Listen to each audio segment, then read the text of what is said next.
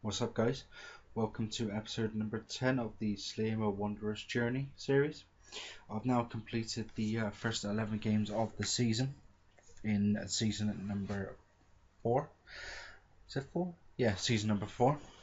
So I'm going to go through some of the results, the European journey again, the transfers I've made, which I don't think are too many again, to be honest with you. So we'll go straight into the details here. Let's go straight to transfers. So I only let go of two. Steven Bazina, who I did sign last year, but no, actually a couple of years ago, but I barely actually played him. I only really used him as cover, to be quite honest. And another centre back, Clifford Baldacchino, who's now gone to Dingley Swallows. He wanted quite a bit of money, and I wasn't really willing to offer that to him. As you see, I've signed two. A centre back. I'd signed these two actually on pre-contract agreements before the end of the season.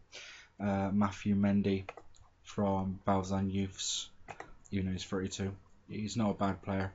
Do need cover at the back, especially in the centre of defence, so had to bring him in as cover.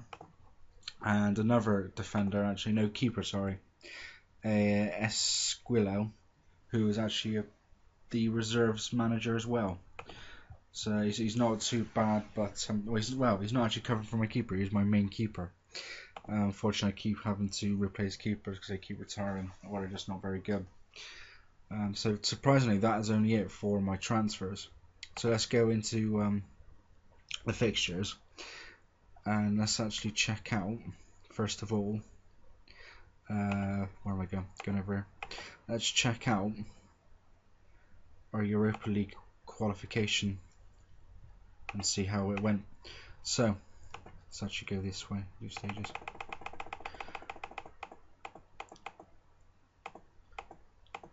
So here we go.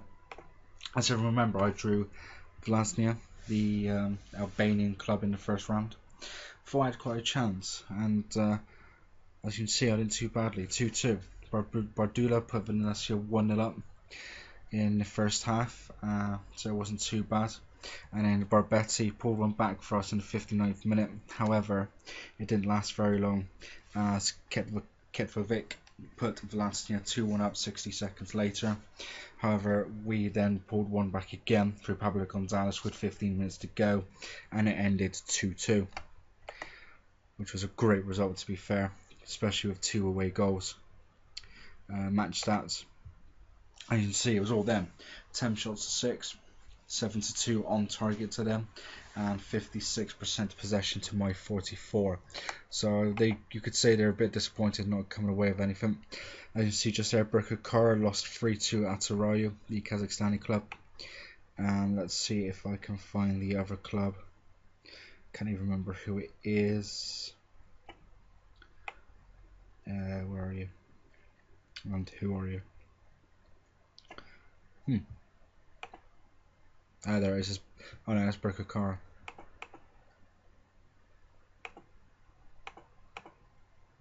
Who was it?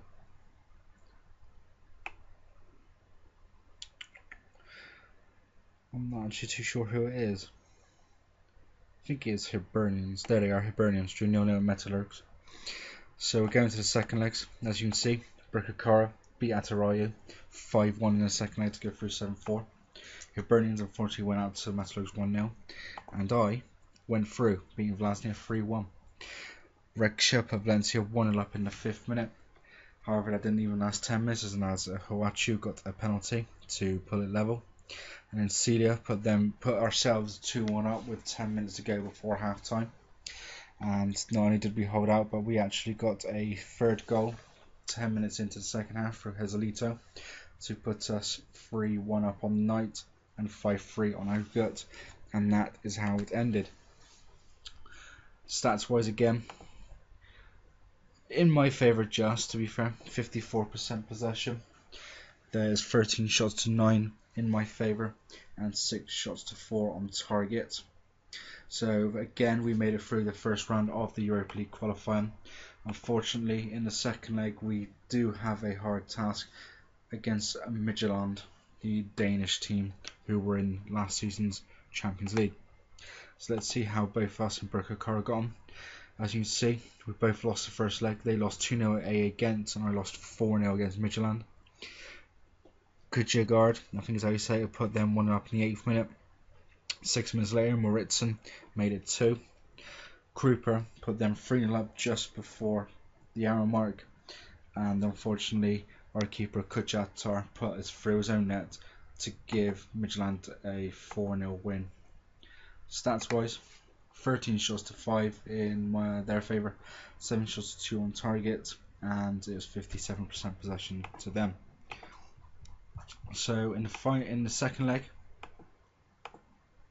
Birkirkar, as you can see, got smashed by A against 6-1, and they went out 8-1 on aggregate. And we came back. We didn't do too badly. We lost 2-1. Colding put Midtjylland 1-0 up with 10 minutes on the clock in the second half. 5 minutes later, Hawachu pulled us level. Unfortunately, Mauritsen scored for Midtjylland with 4 minutes to go to give them a 2-1 win and a 6-1 win on aggregate. So that's the European adventure over for another season for both for all Maltese clubs in the Europa League. Champions League, just have a quick look. It's Valletta, and they, as you can see, drew Dynamo Bucharest. Lost 3-0 on the first leg and lost 2-0 on the second leg, gone out 5-0 on aggregate. So we got to the second round apart from Hibernians, who went out, but that's not a bad adventure for all Maltese clubs. Hopefully it would have put Malta's league up a little bit more, but we'll have to wait and see for the end of the season. So that is how our European venture went. Let's go and have a look at our fixtures now. We had 2 friendlies. Macaba, local Maltese side, and we drew 0-0, and Marsa, who we beat 1-0 thanks to Ryan Daly goal. We did have quite a decent third friendly, but due to getting to the second round of the Europa League, we had to cancel it. So let's have a look at the season's fixtures. We started off 3-1 at home to Hibernians. Hawachi put us 1-0 up in the 16th minute for a penalty. Miguel Chiantra made it to 1-1 5 minutes later, and we went in level at half time. 3 minutes after half time, Joselito made it 2-1 to us, and with 10 minutes to go, Barbetti made it 3 and guaranteed the 3 points. There's 11 shots to 8, 4 shots to 1 on target in my favour, and I had 58% of the possession. We then followed that up with our first defeat of the season, 3-1 at Viterosa Stars. Rowan Grech put Viterosa 1-0 up in the 11th minute. Clint Zammit made it 2 20 minutes later, and that's how it was at half time. Stanley Hawachu pulled one back for us to give us a chance of getting something out of it. Unfortunately, it wasn't to be, and Ian Zammit in a 92nd minute made it 3-1. 10 shots to 8 in my favour. They had 6 shots to 3 on target to me, and I had 53% of the possession. We then followed that up with a 4-3 win against newly promoted Pieta Hotspurs. Stephen Piassani put them 1-0 up in the 8th minute. Pablo Gonzalez equalised within 60 seconds. Andre Azzopardi put Pieta 2-1 up in the 35th minute, and then doubled his tally for the game in the 40th minute, and they went in at half time 3-1 up. I changed it to overload at the half time, and it paid as Stefano Binacardi made it 3-2 in 10 minutes into second half. Partimo Barbetti got his second goal of the season to put us level on the hour mark, and Joselito scored with 15 minutes to go to give us a 4-3 win and our second win of the season. 18 shots to 12, 8 shots to 6 on target in my favour, and 57% of possession to me. I then came and got our first draw of the season, 1-1 at Birkirkara. Stanley Hawachu put us 1-0 up in the 15th minute, and we went into half time 1-0 up. Unfortunately, we weren't able to hold up as Mako Galia equalised for Birkirkara with 8 minutes on the clock in the second half. It was 10 shots to 6 to me, 3 shots to 2 on target to my favour, and I had 56% of the possession. We then followed that up with winning 4-2 against Balzan Youths. Joselito, well, we didn't have much help by Barbetti. He got booked for the first time in the 8th minute, and then 2 minutes later got his marching orders for second bookable offence. Joselito put us 1-0 up 24th minute to give us the advantage, but Eva Parker pulled one back for Balzan with a minute to go before half time. In the second half, Pablo Gonzalez put us in front on the hour mark to make it 2-1. However, we weren't able to hold out as Elton equalised with 15 minutes to go. However, 60 seconds later, Trevor Celia put us 3-2 up. He then doubled his tally in the 92nd minute to give us a 4-2 win, despite going down to 10 men and playing 18 minutes with 10 men. 16 shots to 12, 8 shots each on target, and they had 53% of the possession.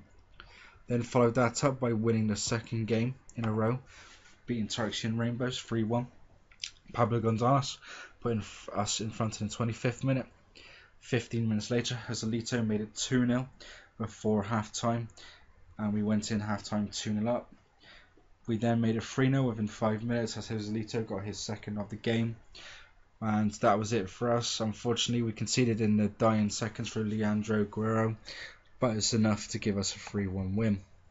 19 shots to 8 to me, 9 shots on target to my 3, and I had 57% possession. And unfortunately, we've hit a bit of a snag since then. We then went to Mostar in the league and lost 3-1.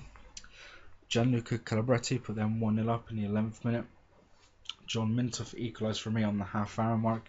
However, 2 minutes later, Conceição put them 2-1 up, and then Calabretti made it 3-1 9 minutes later, and that was all before half-time. There were no goals in the second half, so I went down to my second defeat of the season. 16 shots to 10 in my favour, 6 shots on target to their 4, and I had 63%. So to come away with nothing at all and to lose quite heavily was so irritating. I then lost 3-2 in the cup second round to relegated Rabat Ajax. Chris Vela put 1-0 up in the 6th minute. He then made it. They then went 2-0 up for Bahajira in the 50th minute. Joselito pulled one back 5 minutes later. 11 minutes later, Trevor Celia equalised for us. I had a goal disallowed in the 88th minute, and to make things worse, 60 seconds later, they went up the other end to make it 3-2 and dumped me out the cup for the second season running at the second round stage. I then came back and drew 0-0 against Valletta, despite having Barbetti sent off for 2 bookable offences in the 63rd minute. We held out against one of the strongest teams in the country. There's 6 shots to 5 in my favour. On target, it was 3 shots to 1 in my favour again, but they had 54% of the possession. We then followed that up by losing to Rabat Ajax in the league. I actually thought it got relegated, but they must have survived on the last day. So I went 1-0 up with 15 minutes gone through a Kachia own goal. 15 minutes later, Ferrugia equalised for Rabat Ajax, but unfortunately with 2 minutes to go, McCarty put them in front and gave them the 3 points and their second win over me in a couple of games. They had 10 shots to 5 in their favour. There's 3 shots to 1 on target in their favour, and possession was exactly 50%. We then bounced back from that by beating Cormy 3-1. Edison Zarate put Cormy 1-0 up in the 4th minute. Almost half hour later, Jonathan Magro, my centre back, made it 1-1, and we went into half time 1-0. However, my captain, Ariola Dowsey, put us 2-1 up in the 61st minute, and then with 3 minutes later, he doubled the lead, doubled his tally, to make it 3-1 and give us the 3 points. 8 shots to 6 to me, 4 shots on target to my 3, and I had 51% of the possession. And in the final game of the section was a 1-1 draw at Dingley's Wallows. Joselito put me 1-0 up in the 3rd minute.